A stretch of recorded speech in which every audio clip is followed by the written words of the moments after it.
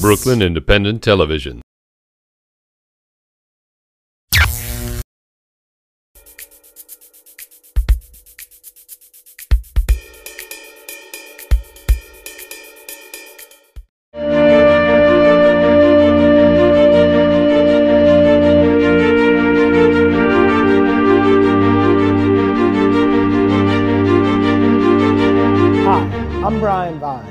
For the next hour, we'll continue to share stories and images of Brooklyn's recovery as part of our ongoing initiative on this Brooklyn Independent TV special, Brooklyn Storms Back.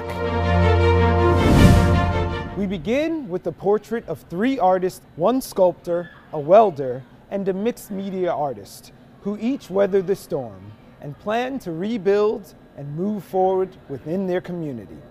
And after that, a snapshot of the Red Hook Initiative, creating change and restoring hope from within.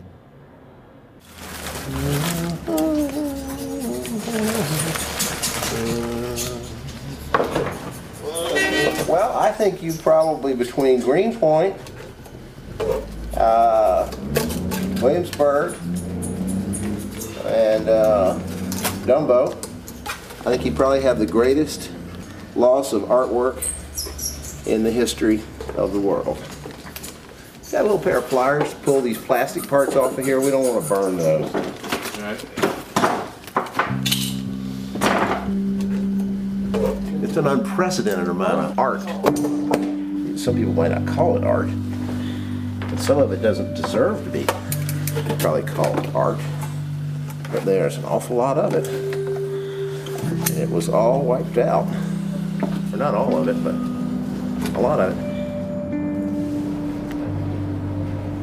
If you follow the water line, you see it on this door too.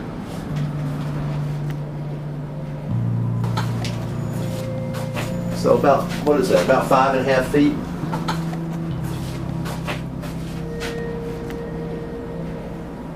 I'm a sculptor primarily. My career was built on public art projects back starting in the late 70s. So those slides are the documents of, pretty much the only documents of that work. The friend of a friend of a friend happens to be a conservator at the Metropolitan Museum, and she came by and took about 400 of the small drawings and maybe a dozen sketchbooks, which are, you know, the best record of your work, really. The most intimate record of your work, at least. And she's trying to conserve them. A remarkable outcome. I lost my chess set. That's really about the only thing. The chess set I bought when I was, I think, 8 years old. I lost my chess set. That's about the only thing I cared about. I mean, I've got lots of art. And the books that I lost, although valuable, you know, they could be replaced.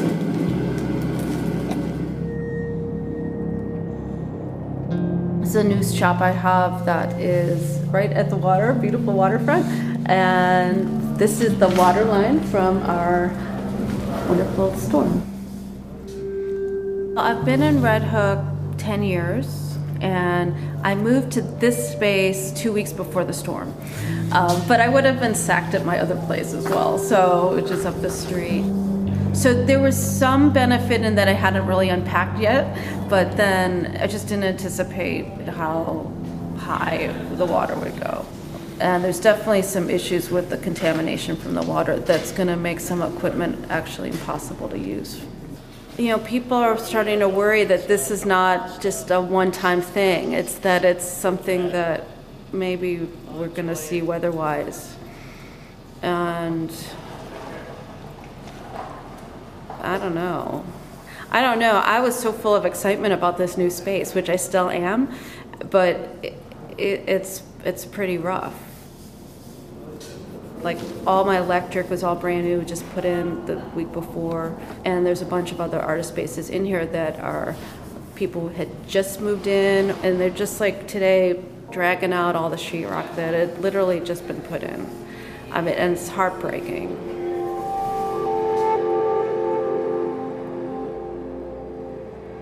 The Intercourse is a new cultural center, sort of cultural incubator experiment of sorts. You know, we got some water. We're going to fix it. We might get some water again. We'll be more prepared. I think if anything, it'll bring the artists closer together. That it never even crossed my mind. We're going to stay in Red Hook? Are we going to continue this pursuit to make this place? And, you know, none of that has crossed my mind. It's just like, how do we do this better now? Like, fix the electrical now. All right, what show's happening next? What needs to happen? It doesn't change anything we were doing before, really, as far as the institution, as far as the Intercourse goes. My private practice, yeah, I lost my lab and I have to stop making art for a period of time and I have to reassess everything and, you know, great, maybe that's going to make the work better, maybe it's going to make it worse. I don't know yet, but, you know, I'm just going to look at that as a, you know, it's forcing my hand to recalibrate and rethink and reflect on everything that I was doing. So,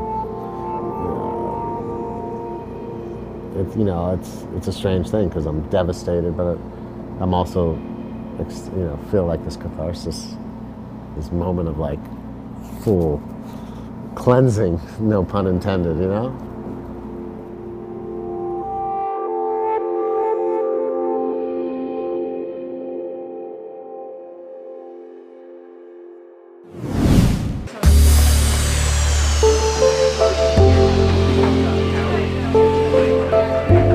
My name is Lisa Cowan. I'm the board president of the Red Hook Initiative, where the hurricane has destroyed a bunch of homes and businesses along the waterline and then knocked out power and heat in the Red Hook houses, where between 6,000 and 8,000 people live.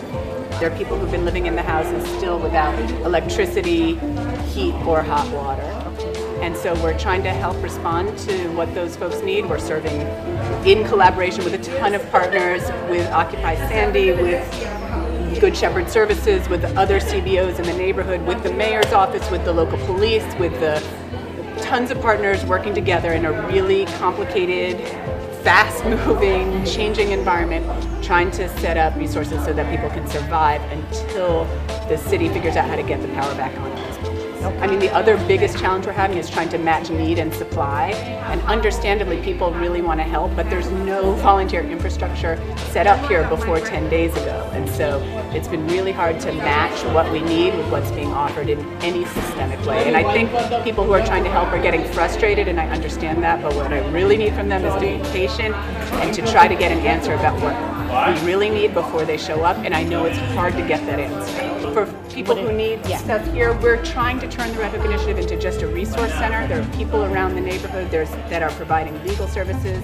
At IKEA, there's a disaster relief assistance, something set up where you can do your FEMA paperwork.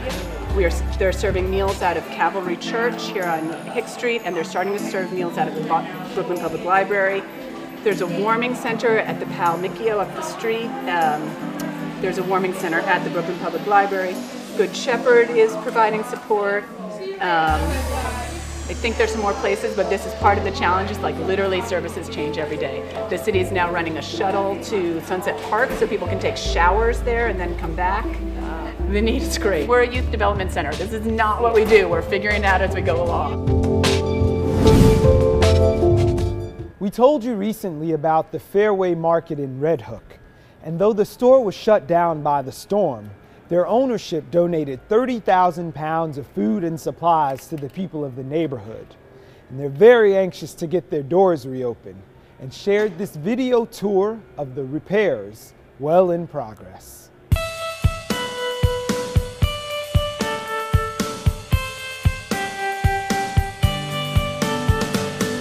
I believe this is where we were initially hit and the water came in through here. It knocked out the doors, the registers, the cases, everything. And all this will be brand new. And like I said, we'll be back stronger and better than ever and more efficient.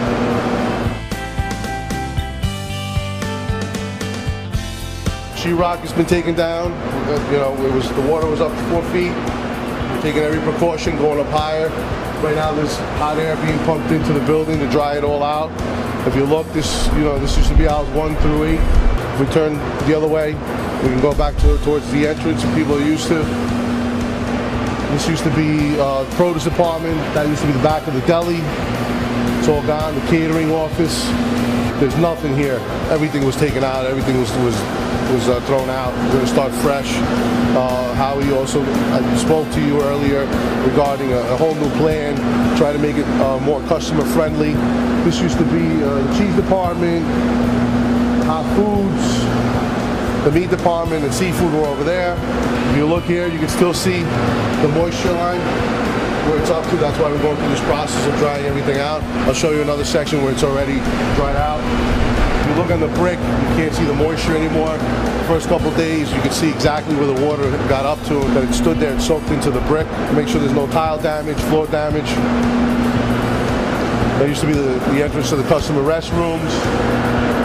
This used to be organics, the vitamin room back in the far corner. You know, some of the demolition is still going on, but we're starting the planning to rebuild. No, that's all that's left right now is the coffee roaster. That's coming out too. That's going to have a brand new coffee roaster. The plan is to come back stronger and better, more efficient, more customer friendly, and to do it as quickly as possible.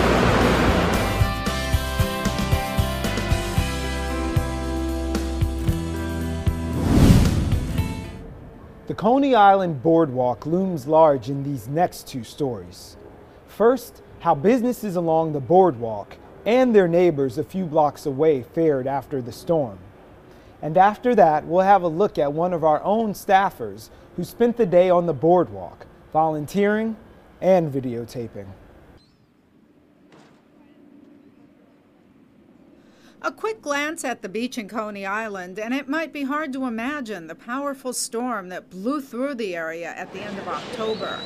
But for those affected by Hurricane Sandy, the memories will last for a long time. Our office, all the desks were thrown over, all our computers were floating. So we're in operation, we just don't have a physical plan. All the homeowners, their first floors were flooded out.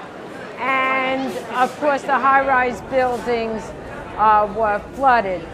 We got hit really bad, and it looks like really nobody has really done much in that building because there's still a lot of water and residue when you go into the lobby there, so there's really nothing much that's been done. While the relief effort continues to help those who lost homes, possessions, or worse yet, loved ones, businesses are also trying to get back to normal. Unlike the Jersey Shore, where some of the worst devastation hit the boardwalk, Coney Island's boardwalk is in pretty good shape, and much to the surprise of business owners located there, so are their establishments. We were very fortunate. Ruby's has been here for 77 years, and I guess that's because it's a lucky place. And this storm just proved that because we remained unscathed. You know, we had done the floors over just before the storm, and we were like, oh man, we did the floors over for what reason? And nothing happened up here. Tom's restaurant is doing so well that it's been serving as a headquarters for volunteers. We opened up on September 23rd about 6 weeks ago.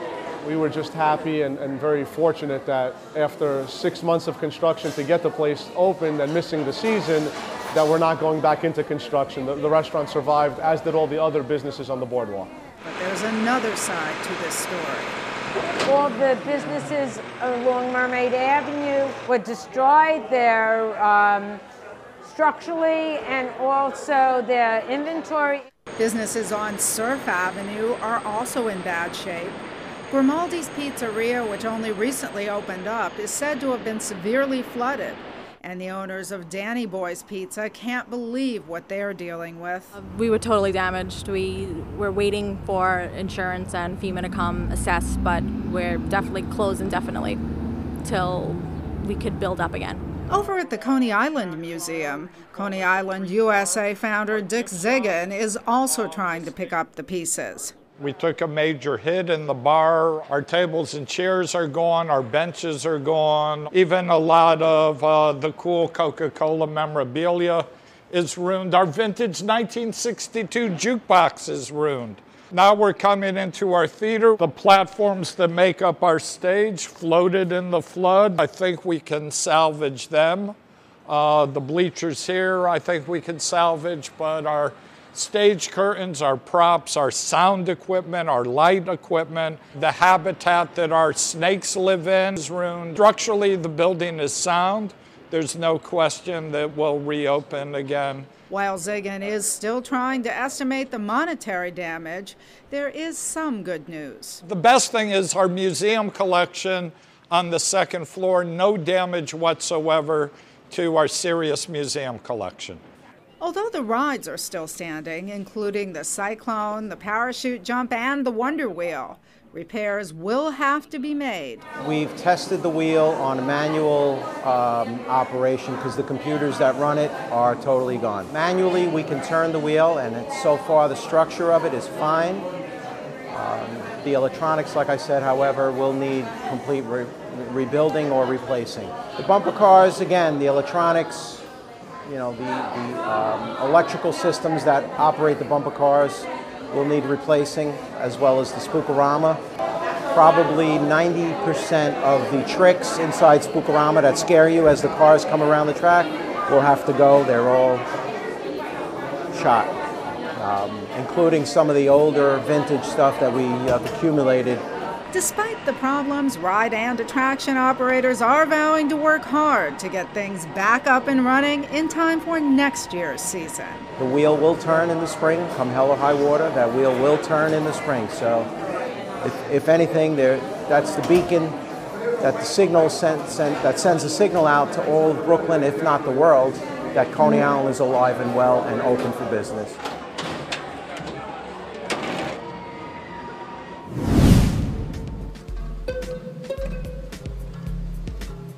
I recently traveled out to Coney Island to volunteer on a cleanup crew. I had seen a lot of the devastation online as well as on the news, but I really wanted to see firsthand, and I also wanted to help out. When I got there were several people getting ready to go out on volunteer crews, and hundreds of people were in line waiting to go out. So it was really nice to see all the activity. We were assigned to clean up a playground in the housing projects. As we were walking down the boardwalk, we just noticed the devastation. We saw sand dunes, cars covered up. It kind of reminded me of a war zone. When we got to the site, we noticed that the rubber flooring had been buckled by the storm, and our job was to pull the different tiles apart. Each rubber tile was fastened together to the one next to it, so it was really hard pulling them apart. It took at least 2 or 3 people. Eventually we just started using an axe, which seemed to work pretty well. They were really heavy. It was about 50 pounds each, and it was really back-breaking work, but it was also quite rewarding. While we were there, I noticed there really wasn't anyone out on the streets except for the cleanup crews.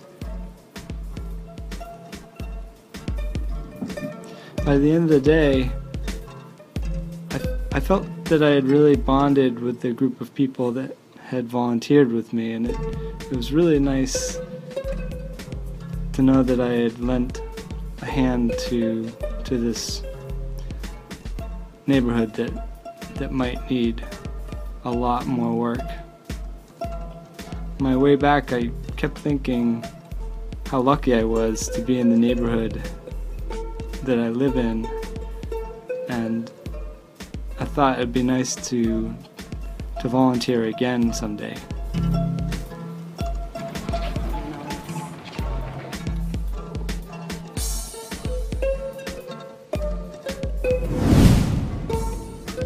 After the hype of last year, when Hurricane Irene turned out to be more of a punchline than a punch, many expected the same from Superstorm Sandy.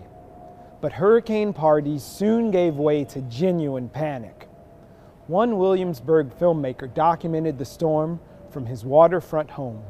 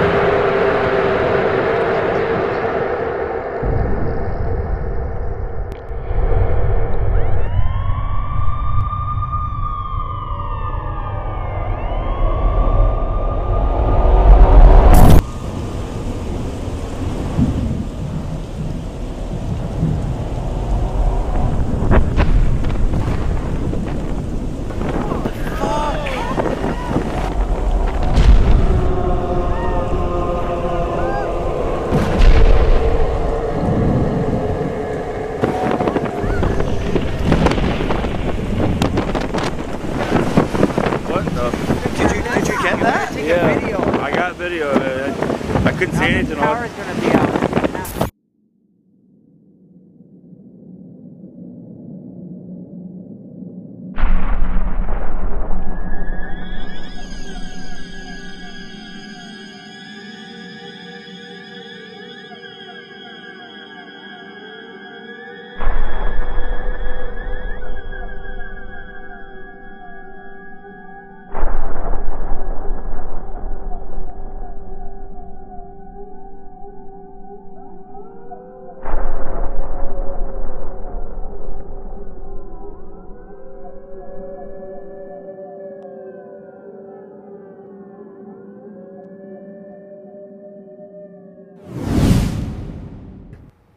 Over the last few weeks, we've all become students of the storm, but some actual students have hit the ground reporting.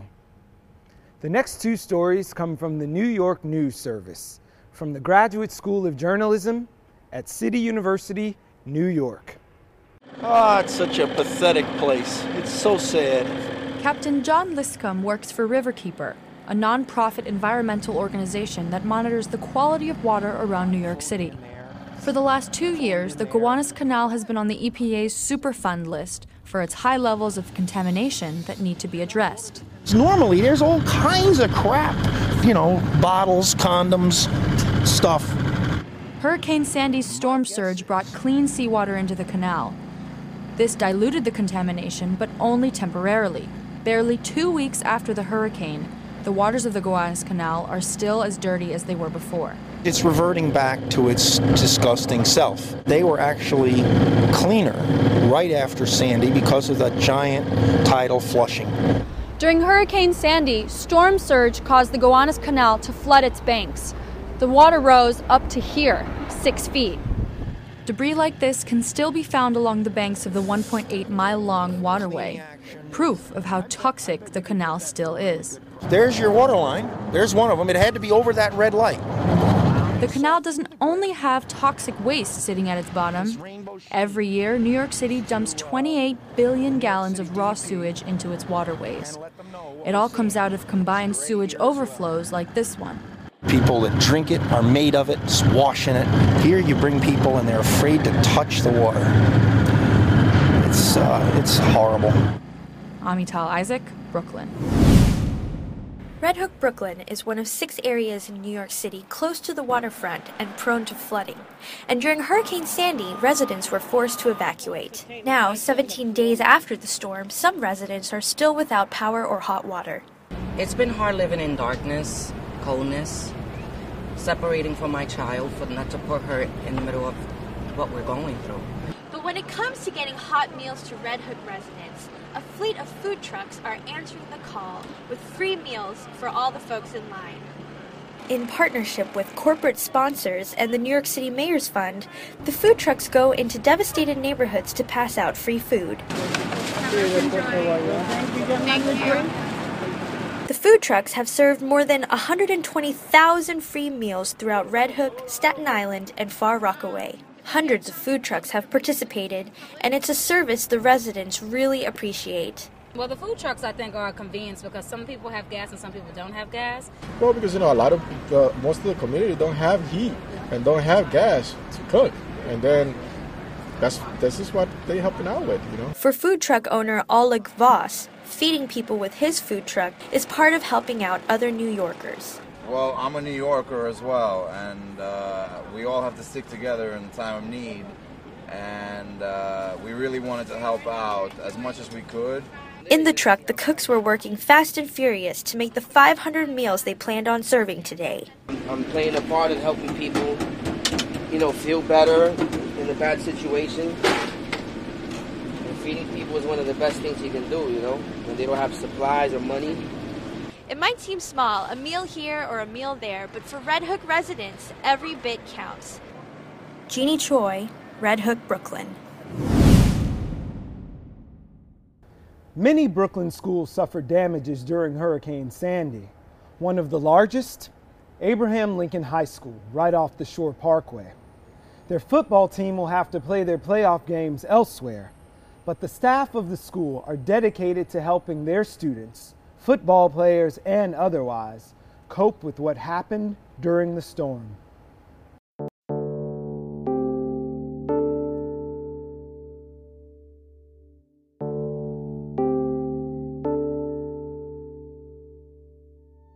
You're walking towards the school building, there's dirt everywhere. There's like sand everywhere, it just seemed like the beach just like someone just threw sand all over here. And it just seemed very dirty. It's amazing how strong water is because it was lifting up cars and hitting each other. The school itself, thank God, we lost power, we didn't have phone lines, but the custodial staff did an amazing job to try to get the building back up and running. The field was damaged. Well, we lost our field, our playing surface to play games on, and the practice as well. We lost a lot of areas. These are kind of trip hazards. It's up, it came up off the ground, it's bunched together right here. And it's spidering down in certain spots of the field, so they got to pull it out to make it tight. This was the worst of the damage right here, the height-wise, and it froze up on us when we had that second nor'easter. We think some more water got under there and froze up a little bit on it and kind of made it hard now. You can't even step down on it to push it outwards. So this is the area that we're concerned that they may have to take up totally and replace. No way to dry it out. The company said they got to take everything up, try to pull it out, and see what kind of damage is underneath. They think there might be some damage underneath with the layers that they lay. We got hit really hard with Sandy. I mean, we're about 2 blocks away from the ocean, so we're unable to play a game here. We got spots where we can practice on, but we still can't get the full effect of practicing on a full field. You know, it's not a full distance. Then we also got hit really hard in our field house. We had a lot of equipment that was ruined. Some of it cannot be replaced. So here's the water line. I saved it so we don't forget it. You can still see it here. That's how high the water came. Filled up the whole thing right there. We marked the Sandy 2012. Okay, but that's how high the water came. And again, we're about 2 to 3 blocks away from the beach, so that tells you how high the water came. And so every kid's locker in here was ruined with whatever was on the bottom, on the floor. Okay? It came up to this high like you saw over there. Cleats, practice gear, sneakers, things they were unable to salvage. We had to practice a couple of days without any equipment, you know, just helmets and shoulder pads, because luckily we had our helmets and shoulder pads up high, so we were able to save those things. We're digging out, you know, we're coming back, you know. We had to play our first playoff game at Lafayette, and we're going to play our second game at Lafayette as well. I think it actually brought us closer together, because we had a lot of kids that were displaced from their homes. I live in Coney Island on West 24th Street, and it was difficult because if you lived in a house, the houses were flooded, but if you lived in an apartment, we lost electricity, heat, so it's very difficult to live in. Once the hurricane started, a lot of people evacuated, so yeah, I had to leave Coney Island for a week. We went to Brownsville. It really didn't feel comfortable. Like, I felt misplaced, like I didn't belong there. Like, I didn't feel home. I hated the storm. It personally was really bad because everybody that I really knew was gone from my residence. Everyone was gone. A lot of elderly people died. One died in my hands. A grandmother that lived across the floor from me. She was like a grandma. Really was. Every time I needed something, I always went there. I was downstairs. I was trying to help people. You know, the elderly people that were downstairs because they turned down the elevators. So people couldn't get anywhere, so I was taking them upstairs, and when I saw the water coming, it was coming a lot, and people were opening the doors and more water was coming in, and so then all the lights went off, and everyone was yelling, all dogs were running everywhere. It was very bad. When I saw the water pouring in through my building, I was like, Mom, get all your stuff together, we gotta go. And then we went downstairs, we saw the water coming up, we went back upstairs, and we just sat there. We were talking about everything, what would happen if something did happen. She told me everything, where money is, where everything is that I needed, if anything did happen to her. It was a little bit uneasy, you know. Grandmother died in my arms, but I got through it. I went to counseling at Lincoln, and all the coaches were there for me. You sit there and you say, we're supposed to be the role models for our kids, and you want to be the strength for them, and you can't really prepare for it. You know, you see the kids were so happy to be back, and you know, they just wanted to come up to you and hug you and tell you their story about what happened, where they were the day of, you know, the hurricane. I think being a part of a team or athletics, I think the kids appreciate it a little bit more because of the fact that if that emotional stress that they had at home, now they can take it out of court on the field. And in their eyes, it's a way of normal. You know, it's back to the norm. This is what life was before the hurricane, and we're back to that. So it's baby steps that we took to get them back to that. Sandy really just took a really big part on us. And now we're recovering slowly but surely.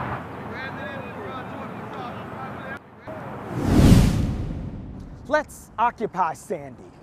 That's the idea shared by a group of action-orientated Brooklynites who've hunkered down in Sunset Park for what they call a coordinated horizontal response to the storm, fulfilling needs neighbor to neighbor.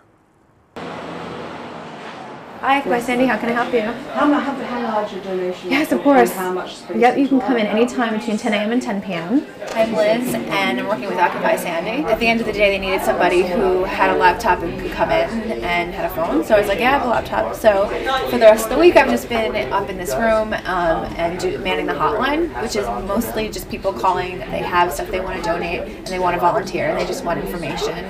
We're not going to turn you away. We'll find something for you to do because, of course, after Hurricane Sandy, there is so much to do. The list is almost infinite, and the time is now. And so we don't have any red tape. We don't really have any budget to speak of. And our structure is what we call a horizontal structure. So everybody here is a leader. But if you three guys are willing to go? Yeah, I'm going to teach someone to take this over for me. You want to go in the field? A way for people to connect, a way for people to come in and join, bringing in whatever skills they have. It seems to be very smooth and people seem to be really on top of things. The Rockaways, Coney Island, and Staten Island predominantly. And we also have an outpost in Red Hook. They can certainly help by coming down here to 5604 4th Avenue, volunteering. It's better in the morning. We might send a team out to Staten Island or the Rockaways, but a lot of those areas are without power and might even have a curfew. So we'd like to get you out early and also bring you back early. Go down there, but before you go, please, I have to give you some info. It's amazing where people are coming from, and so many people from all over the country. It's just amazing how much they care from so far away, and how many people have wanted to volunteer, like, I have time. And it's been really, really heartwarming to see how many people just honestly, just generally want us to help. Thank you for helping today. Thank you, everybody. You're welcome. All right, we got the new generation. You're going to help rebuild, help our neighborhood. Unlike most of the neighborhoods that were impacted by the storm, Dumbo wasn't affected by the ocean or the New York Harbor. It was the East River that caused the damage. We visited with an organization coordinating a business response and 2 Dumbo businesses that are bailing out and looking forward.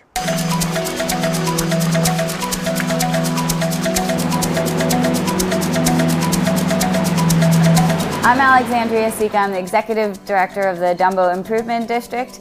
And Dumbo, you saw some amazing footage during the storm of the flooding that happened in this neighborhood. By the time Tuesday morning was around, much of the street level water had receded, but that wasn't the case inside of our businesses. There was massive, massive flooding all along the waterfront, 2 to 3 blocks in. About a dozen small businesses really have been ruined. And are trying to pick up the pieces and reconstruct and clean out and get back to business. We also, like much of New York, clearly suffered from the power outages, the stops in service. So, we have a thriving commercial office market down here who was out of work for a week. We have a building that by the end of this week will be up and running. So those folks will have not been at work for almost 2 weeks. We just had the privilege of a visitor named Sandy, who brought along with her, in our case, about 20,000 cubic feet of water and delivered it to our lower level. We had about 7 feet of water in there. It's about 3,000 feet of a space. It was already called the Underwater Lounge, and now we just christened it again.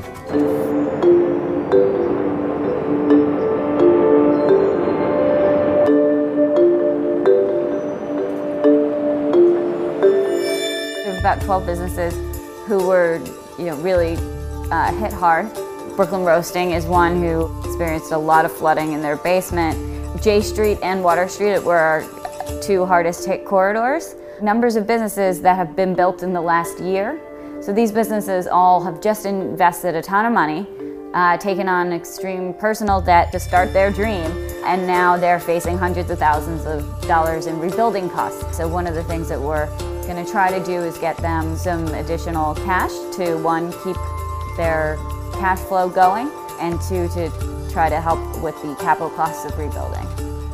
This is the 2nd year in a row that we prepared for a once-in-a-century natural disaster. Last year, it wasn't as dramatic or as devastating as we were told it could be. This year, it was more devastating and more dramatic than we were told it was. We were smart this year. as a company, I think, the day before the hurricane really hit, high winds came on Sunday.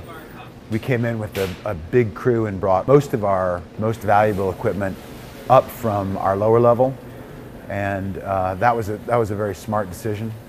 But the last 8 days have been, first of all, they blur together. They've been 16, 18-hour days, and our staff has really pulled together. And as exhausting as they've been, it's also been a chance for people to work hard toward a common goal of helping each other reestablish.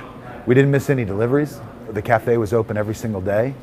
We were inspected by the USDA and passed with flying colors. So I'm pretty proud of how we responded in the face of what was pretty serious event.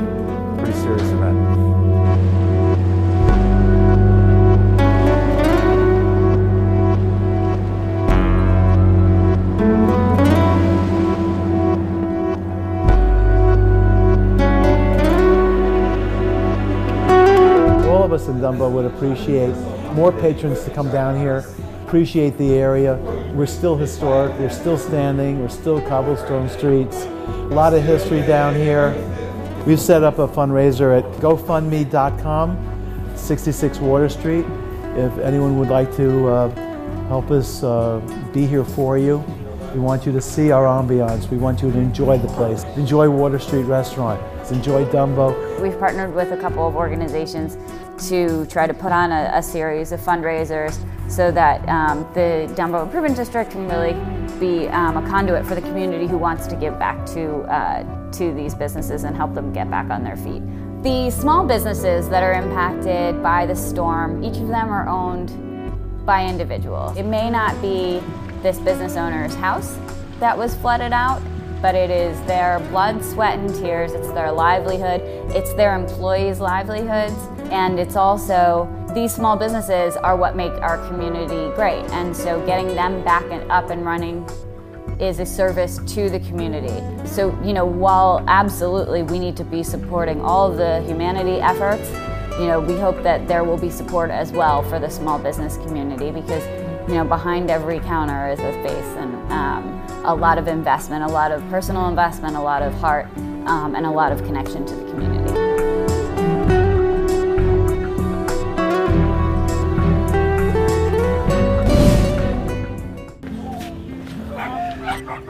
Rescue.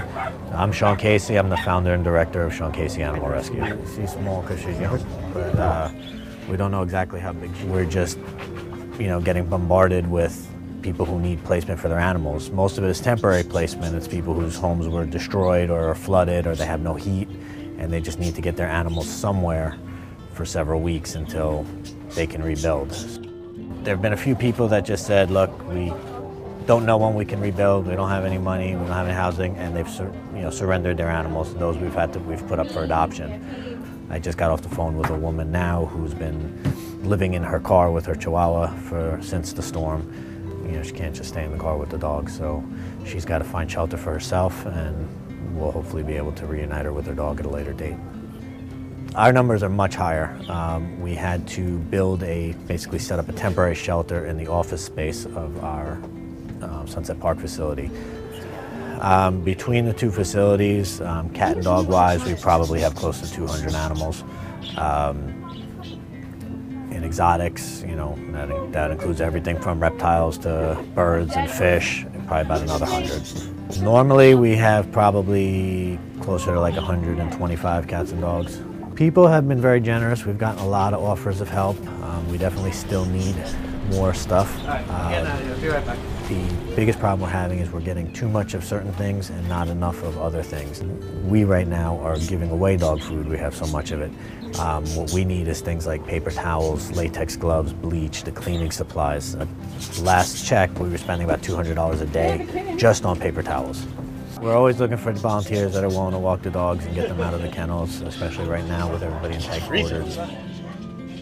I know, I just started to feel the cold. I didn't feel the first couple of dogs I was walking. My best friend was one of the people killed last week in the storm. When, the first couple of days, I couldn't even think about volunteering anywhere because I was a mess, I know Jay, he also would have been out here helping, either in the shelters or or here with the animals, and so I thought this is somewhere I can start. While I'm healing and grieving and going through everything that so many people are going through, I can also be useful with my time. It's been hard on a lot of the animals, especially some of the older dogs I've seen that come in. You can tell they're very depressed. Doing our best, but it's not home, and we're not their people, and they want to be with their families. If you've been considering adoption, that this is the time to do it. With every adoption, you're saving 2 lives. You're taking one animal home, and you're freeing up a space to bring another one in. Rescue. No, she's very sweet and she's very friendly. It's hard to see, and it's and to think about some of these dogs and some of these people that are still in these flooded houses now, days later. It's really disturbing. So we're doing our best to get as many of our adoptions out so that we can bring in more of those animals that are waiting for shelter.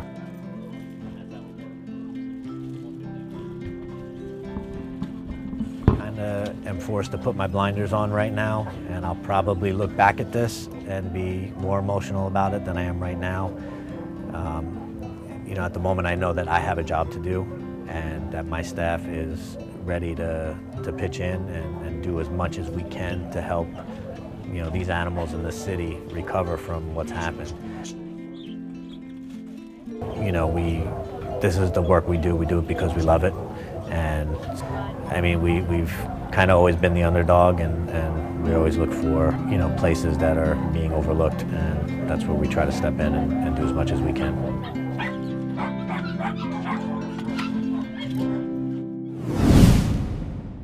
The people who staff our hospitals had to cope with what was happening to their own homes and belongings.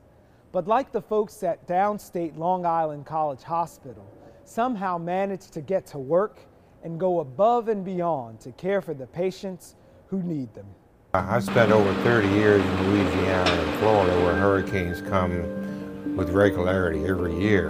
And when I got to New York and heard that a hurricane was coming, I thought this was a very unusual event. And we set up a command center here. And I was terribly impressed with how organized this group was at the command center, and the response of all of our staff, employees, and physicians to this very, very large and dangerous storm that was coming. Yes, I can hold. Thank you.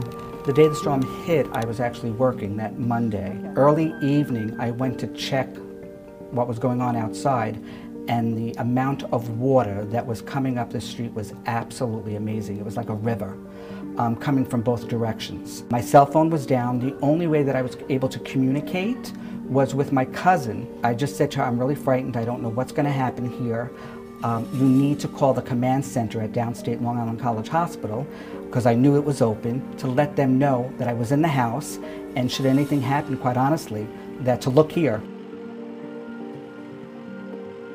I wasn't going to evacuate, but I had strong encouragement from my sister, who said, get out of there. So the morning of the storm, I packed up a few things and I left, and I went to Bay Ridge, where my aunt lives. So I was watching the television about the storm as it progressed, and I called up work and I said, if you need me, I can come in.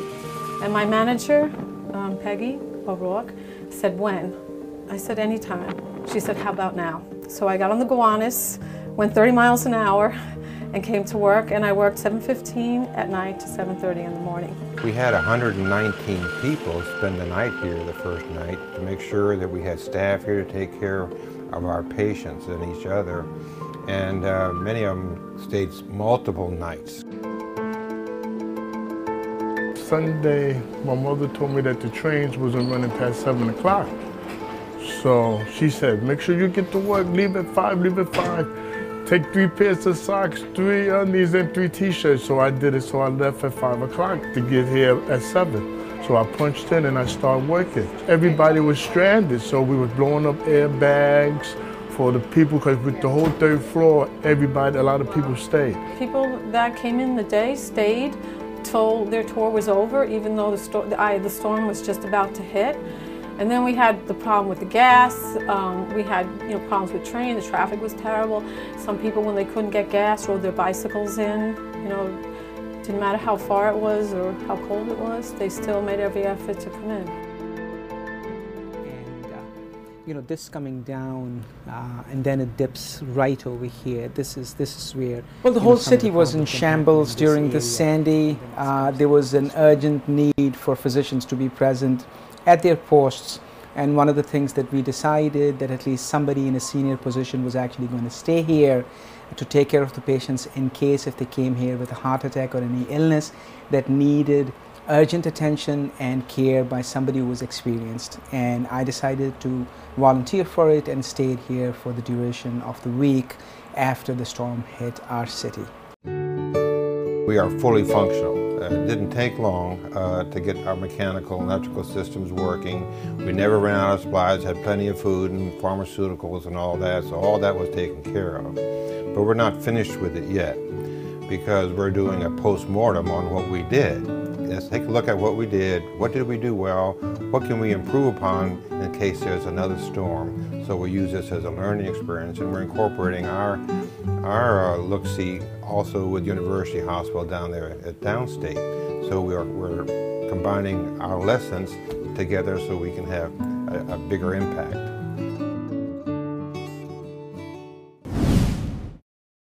During a time of crisis, it's hard to underestimate the value of routine. For one student athlete at Canarसी's Bedford Academy, the chaos of a flooded basement is being eased by the discipline of basketball practice.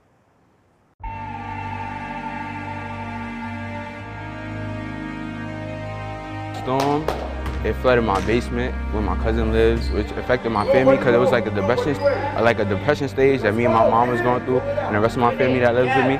Our electricity went out. We didn't have any services on our phone. Our basement was flooded with a whole bunch of water, so it's like we really couldn't do anything about it. We couldn't do anything to prevent the problem or make the problem better. We didn't expect it to be that bad, so we didn't really prepare. We had flashlights and we had food, but we didn't really prepare. We didn't think we was gonna get hit.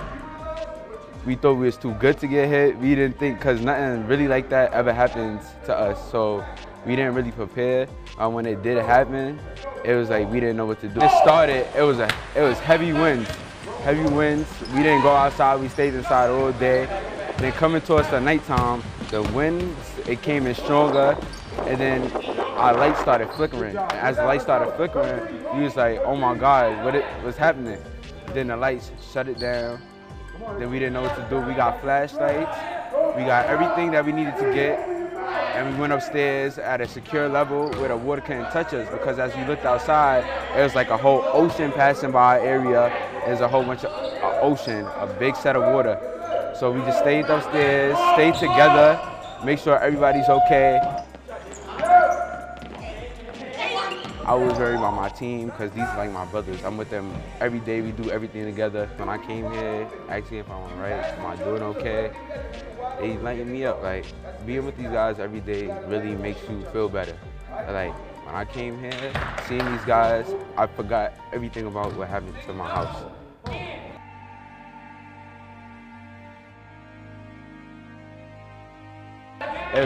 It was terrible, and then in front of our house was branches. As I walked the streets, I seen people, trees that fell through their houses, a lot of branches, a lot of people's houses damaged. I've never seen anything like it before, not in New York. Some people in my neighborhood still don't have electricity, still don't have any light at all, and I feel for them because I wouldn't want to be in that position, and I was in the position for about 3-4 days, and it's not a good thing. It's not a good feeling. Anything can happen to anybody. You're never too good or better than anybody for something not to happen to you. Thanks to technology, anyone with a smartphone can be a storm tracker. Where news vans couldn't go, Brooklynites did, and they took their camera phones. Here's some of what they saw.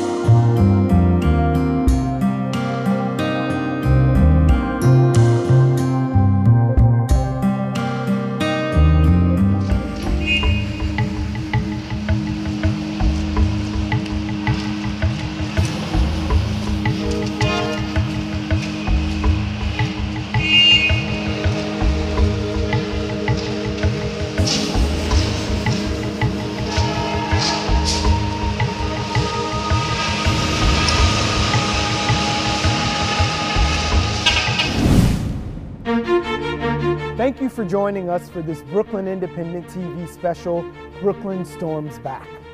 We're dedicated to being with this thing for the long haul, but we're only as good as the stories you share. So please watch, volunteer, and contribute. You can reach us at our email at bsb@bricartsmedia.org or at our hashtag BKStormsBack. This is where we live. Bye now.